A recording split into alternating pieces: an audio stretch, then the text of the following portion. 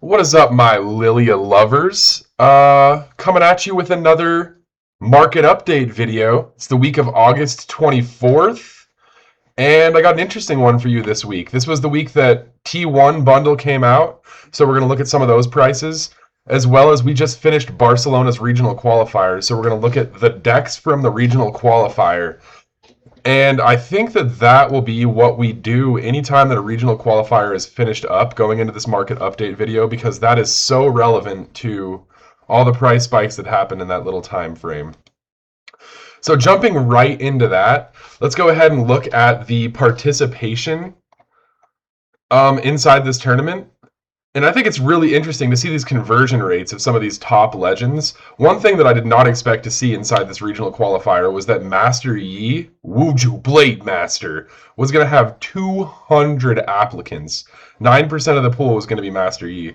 That is interesting because he no longer has the ability to receive a best of card. So people are just playing him because they think that he's the best. A lot of these other cards, people have moved on. Like, for instance, there's a player we talked about last week called Prismaticism that made it to top 8 again, and he did it on a deck that was different than Annie.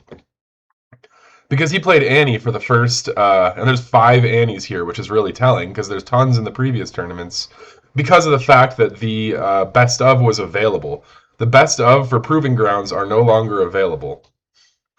So the fact that we're seeing 200 Master Yis is crazy. So crazy. And then Kennen's presence is just unbelievable. Aurelia and Rek'Sai make sense because Rek'Sai has just done good recently. And she's Aurelia. We all know how powerful she is. I think in the previous set, so in Unleashed, I think that Aurelia was the most powerful. She is what we are seeing from Kennen currently. And jumping up into day 2, this is where it gets really telling. You can see all of these people that have like high percentages of presence, so like 200 Master Yi, 165 Aurelia, just get completely shaved down. And I guess that's expected, but like checking conversion rates, it looks like maybe like, Kennen, Azir, Rengar, and then oddly enough, Lux did a really good job at getting through day 1 and making it to day 2. But then moving on to the top 8, like the cream of the crop, what really rose to the top, we see 2 Master Yi decks in here, which makes sense just with the amount of people that were in with it, and people expecting that it's going to be really powerful enough so that they're willing to give up the opportunity to get a best of as one of these players. That's like a huge $10,000 object. If you want to look at like an interesting weird market, they're really serialized to about 315 is I think what there is. Like there's like 315 events or something where you can get these best ofs. That sounds like an absurd number. I don't think that's even possible. There's no way they've had 315 events where they're giving out best ofs. That was just a number that I'd heard. I don't believe that's the case. But back into this, we see 3 Kennens in the top 8. Pretty crazy. So Kennen really did do as good as people thought. Kennen is powerful, and we're going to talk about some of the cards that complement Kennen here in 1 second. But then the other 3 characters we see are Squirtle, making it in on Azir. That's expected. He's a really good player and plays primarily Azir, who I think the best of card is off the table for now. Oh, no. Azir has to have been from Spirit Forged. He's good. He might be Origins. I don't know. Either way. Then moving on, we have the Manland on Ornn and Prismaticism on Rengar. So those are the only 3 legends that aren't a Master Yi or Kennen, the 2 most present in the tournament. And big reveal, Ornn won it all. Ornn won the whole tournament, which is crazy because I don't know. That's just crazy to me that Ornn took the whole tournament. And what that means is we're going to see some of these cards spike because of this. I think that's kind of what this week is going to be all about in terms of the market update. So we see Helm of Suppression, Seal of Focus, Ornn Blacksmith. I think that's an interesting choice. Not a very complicated deck. I think it's interesting that this was able to take the cake. I think the addition of Patch Porobot, which everybody talked about as being a good addition when you play maybe you can throw more through your draw 1 unit, Piltover, Mech, Poro. So he really is diverse as far as like I thought he was a gear. Okay, that's my bad. I was confused.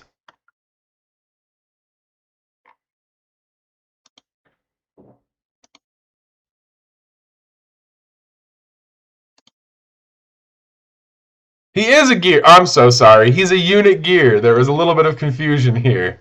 Okay, moving on to Kennen. All of the Kennen decks look really similar. So the problem with Kennen decks and talking about like the value of the cards and the change that we could expect to see in a Kennen deck is that those prices are already baked in because these cards have already been Diana cards, or I don't know. A lot of these cards have play in other purple decks. Purple's a really strong color, so we've already seen a lot of these cards kind of hit the high note that we expected from them. Fizz Trickster, Nocturne, Baron is one that's not in all of the Kennen decks, but it is one that we're expecting to pop up. It's probably 50% of the Kennen decks. It's just a really powerful, like let's end the game kind of thing. It's hard to deal with a Kennen who's fully ramped who then places a Baron. That's a problem, especially because Rasa the Sunderer. If you're playing Kennen, you're getting a ton of might out for virtually free by turn who knows what. And if you pile a Baron onto that, good luck, foes. Don't get me started on Last Rites. This card is unbelievable. I think outside of like Kaisa from Origins, this might be one of the most expensive epic cards. Seal of Discord is seeing a resurgence because of Kennen. This is like a 3 per deck kind of thing. I think a lot of people that are willing to go buy their Discord seals have already bought their 3 Discord seals for purple though. So, and then the next deck looks very similar. We can see a couple changes up. We don't see Baron. Really everything else is looking pretty similar. Their deck is kind of established. You want to just throw Nocturnes at them, throw Rosas at them, do it via Last Rites. You want a couple Fizzes in there so you can recast some of these spells that you need. Kennen, I think, is the chosen champion, like pretty much always. Lightning Rush is really powerful stack deck. You're basically just throwing your whole deck into the trash can and summoning from your trash can is basically what's going on. Oh wow, this is the exact same deck, but Baron Nashor is present in this one. Azir's, this is basically the same deck that this guy has been playing for a very long time. The only addition that I see is maybe like Hand Hammer. I'm not seeing really anything else from Vendetta. So this is a pretty OG deck. Very, very OG deck. Cool to see. And then Prismaticism with his Rengar deck. This one is actually kind of relevant to today's market update. Just like last week, he's causing these cards to spike because people can see the effectiveness of these cards in another person's hands. So we'll definitely see a couple of these cards in the biggest movers. A little spoiler there. Then we have Master Yi, Wuju Master again.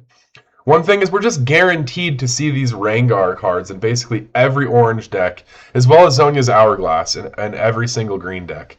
Those 2 cards, hear me out. If you're building an orange deck, put Rengars in it. If you're building a green deck, put your Hourglasses in it. They are very powerful. They're allowing you the opportunity to circumvent some of the issues that exist in the game of Riftbound. As well as First Mate. This card is a powerful card. When you play me, ready another unit. That just gives you so much versatility. This card turns you into Aurelia. Wonderful to see.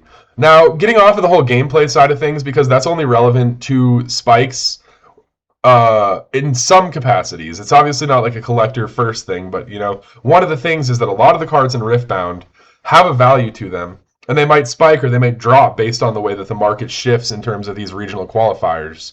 So moving on from that into the sealed pressure gauge where we can check everything out. Real quick, let's just check the catalog. I did want to do this every single time. We are still seeing an upward trajectory.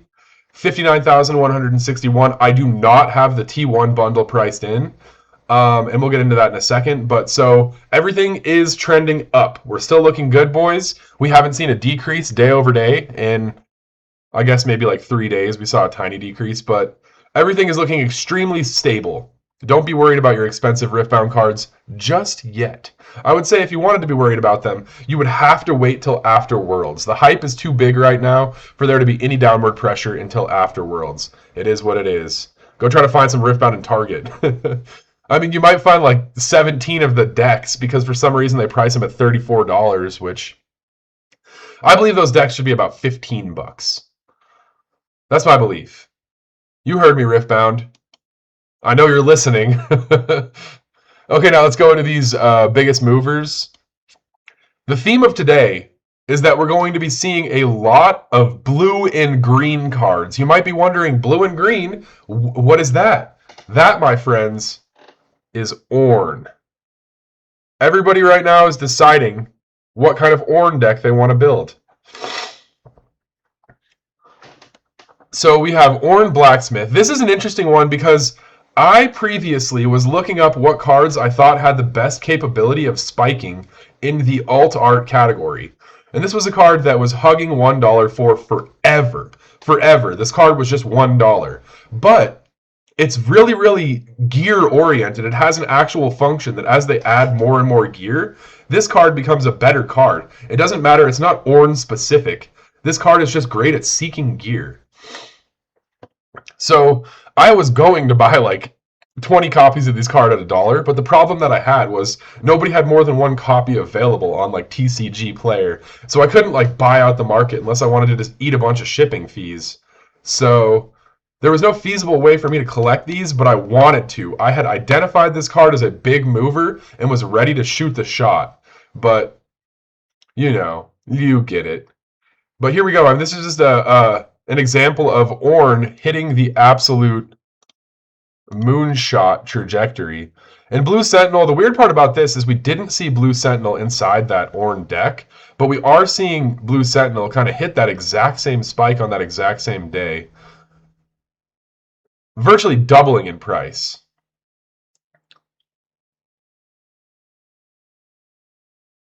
I understand. It creates the capability of having a lot of hold effects, but I can't really see how that's super relevant to Ornn.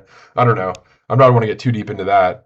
But just looking at some of these other cheaper cards that have spiked, we see Ornn Blacksmith non-alt art. We move on to the 5 to 20. We see Karox. This one's really interesting. This was a Zed deck that was played at regional qualifiers, and it was just interesting enough. It was a 3 of inside this Zed deck that kind of popped off. And I think it got people realizing that Karox is a card that can be played. The cool part about Karox, well, not necessarily the cool part about Karox. I think the cool part about the concept of that happening is that at some point, in some way, shape, or form, let's just pick a random epic card. At some point, in some way, shape, or form, the Ruination is going to just absolutely pop off. At some way, some shape, or form, Ivern alt art is just going to pop off. And it's like, who knows when and who knows why, but these decks will see the light based on them adding other cards. I think Riftbound has done an insanely good job of making lots of different plays relevant when playing Riftbound. They haven't pigeonholed you. They've allowed lots of different fantasies to become reality.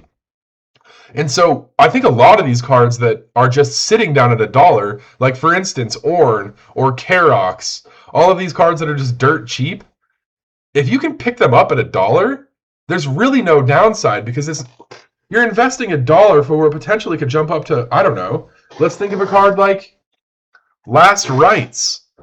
It could just jump up to $60 because it becomes a must-have in purple decks. It becomes a must-have in purple decks.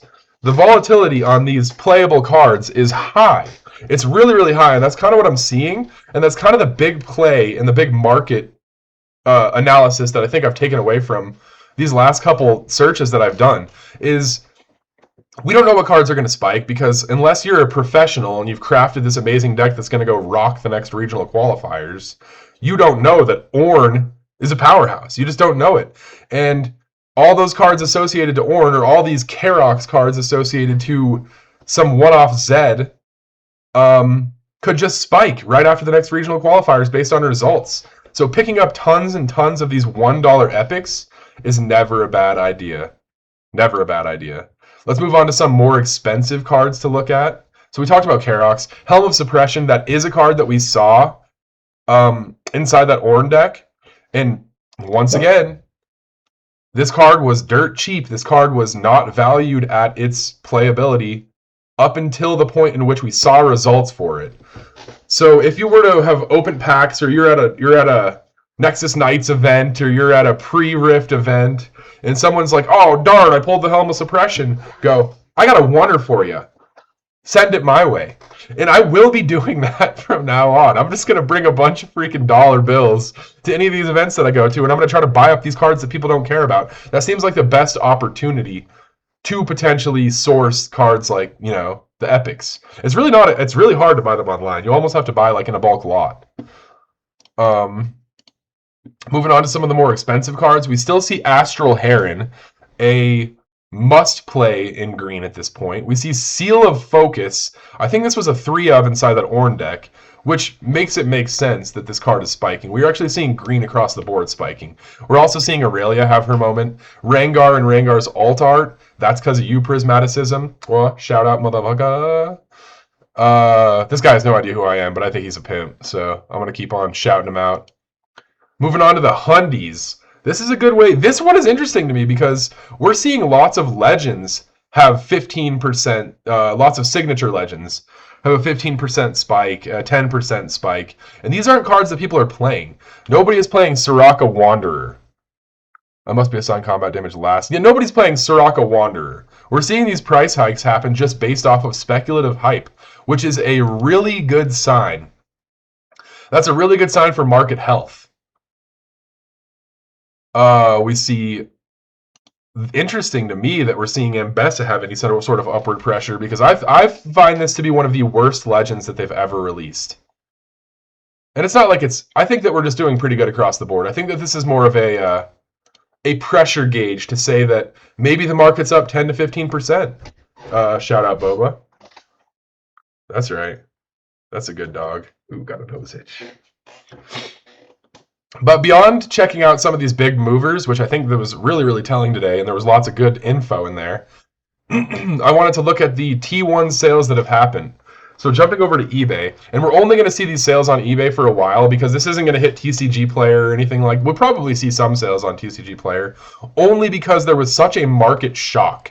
That's what I kind of wanted to talk about today. This is a really limited item. It is really limited. There's not much of it, but because of the fact that 30,000 of these items technically hit the market on the exact same second, on the exact same day, we're seeing downward pressure where only so many people can list these for $10,000 and expect them to be bought. It's just not going to happen. If 10,000 people list it, there's not going to be $10 million actively attempting to throw itself at eBay. I mean, people got mortgages. I don't know. But now looking down the list, these are sold listings. So we're going to see exactly how these cards have gone. And looking at this, we have our first sale of the day. What I've found is the Korean bundle is going anywhere from 1,500 to 2,000. The English bundle is going anywhere from 5,000 to 6,000. And it seems like the Chinese bundle, and this doesn't make sense to me, is going for around $1,000. And why this interests me is because there's only 10,000 of that one too. There's just as many fans in China as there is elsewhere. Why would the English box, and I mean, we'll talk about this in a second, but why would the English box be the one that maintains the highest price point?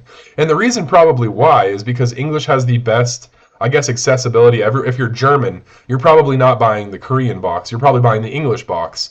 If you're Canadian, you're probably buying the English box. If you're from South America, you're probably buying the English box. And I feel like that's the only reason why it has so much traction compared to the other ones. But like the truth is, they're all limited to 1,000 or 10,000. So there's not some special supply and demand that exists besides the fact that there is just more demand for the English product. Like this is a perfect example. We can see the Korean one here going for $2,180. That's actually a good sale for that. You got lucky. You had a nice picture or something.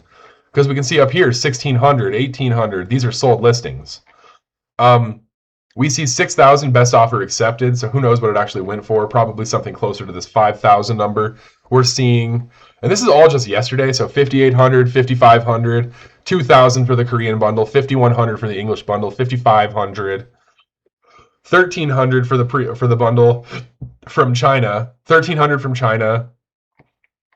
So these prices are starting to solidify. We're starting to see the value that the people think that they are. But my question is, why don't we just pick up one Chinese bundle, dude? It's not nothing. $1,000 is a lot of money, but compared to 5,500, it's not. It's not a lot of money.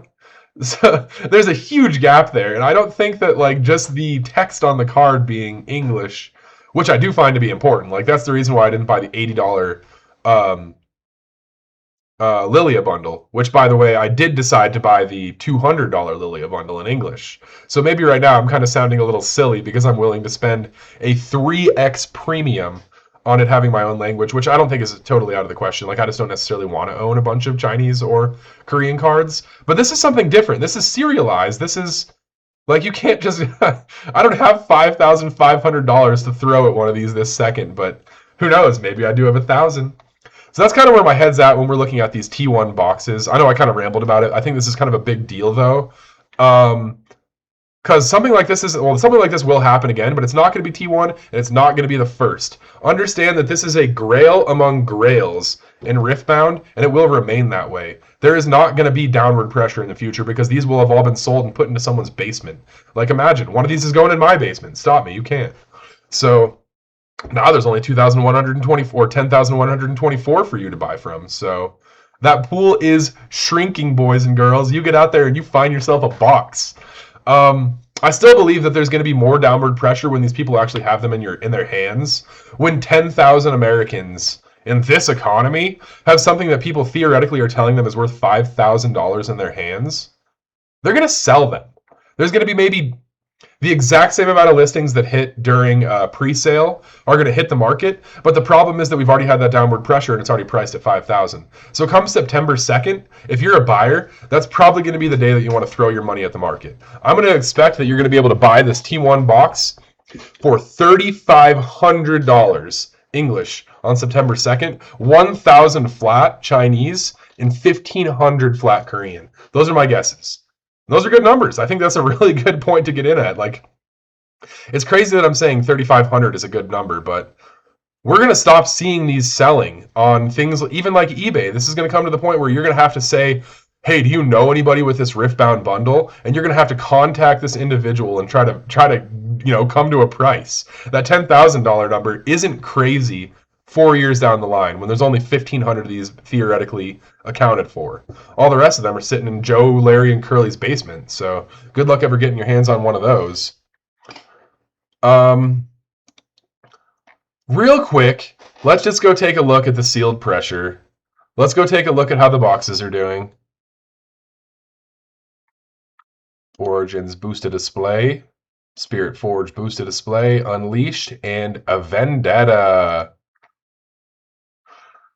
I guess the word of the week is all we've seen is a increase since our last update. So I think our last update was right here, kind of during this uptick. But every single set across the board has seen maybe I don't know what we could call it, a 5% increase. So it's modest, but it's a good sign. Like, it's modest, but it's in an upward trajectory. So we're not seeing some sort of spike. We're not seeing some sort of market shift. But what we are seeing is Vendetta trending up and Unleashed trending up, while Origins and Spirit Forged have had somewhat of a dip spike. So we saw them a little bit higher recently until we had probably some supply hit the market. Who knows exactly what this spike occurred from, or this dip spike. I like that term, dip spike. We did see a pretty substantial dip spike, though. Like, we saw 316 down to 240, up to 285 for Origins. And that percentage-wise, that's actually, like, kind of a volatile fluctuation for a sealed product that's been out for, like, a year at this point. That's kind of a volatile, 2-week fluctuation. Imagine you bought high, sold low. Or wait, I hope you didn't do that. Imagine you bought low, let's say here, one booster box of Origins. Oh, that's pre-sale. I was like, why is Vendetta higher? Okay, so you have one booster box of Origins right here, right? You bought it at 168. You sold it at 316. 160 bucks in the bank. You went back and you bought another box for 240. You still have 80 bucks in the bank. It's now worth 296. That's an additional 50 on what you bought, and you have 80 bucks in the bank. You can go buy yourself half of a Vendetta booster box. But so I guess, like, if you're playing the market correctly, based on what I'm saying now, is I wouldn't be buying booster boxes this second. I understand, you probably want to get your hands on some of that sealed product, but it's kind of high right now. Kind of trending up, kind of trending up. And Riftbound did say that they expect, while sets are released, they will continue to release product to bring the prices of these cards down so they can get into the hands of players. And that means Origins, that means Spirit Forge, that means Unleashed, that means Vendetta. So we're going to see absolutely massive reprints of all of these sets to push the booster display price down. But the popularity is pushing against that. The demand is there. So I think that ends today's video. A lot that we talked about. I think we see a lot less results from T1 than I expected. I thought we'd see a lot of market shifts and a lot of spikes of overnumbers. I thought we were going to see overnumbers spike as people had like FOMO. If people were like, oh, I really wanted to get that bundle, I guess I got to buy Ivern. We didn't see any of that happen really. So interesting. People had diamond hands. People are waiting for their opportunity to buy in, it looks like. The hype is still there. Everything's still going up. We're looking good, boys and girls. And remember,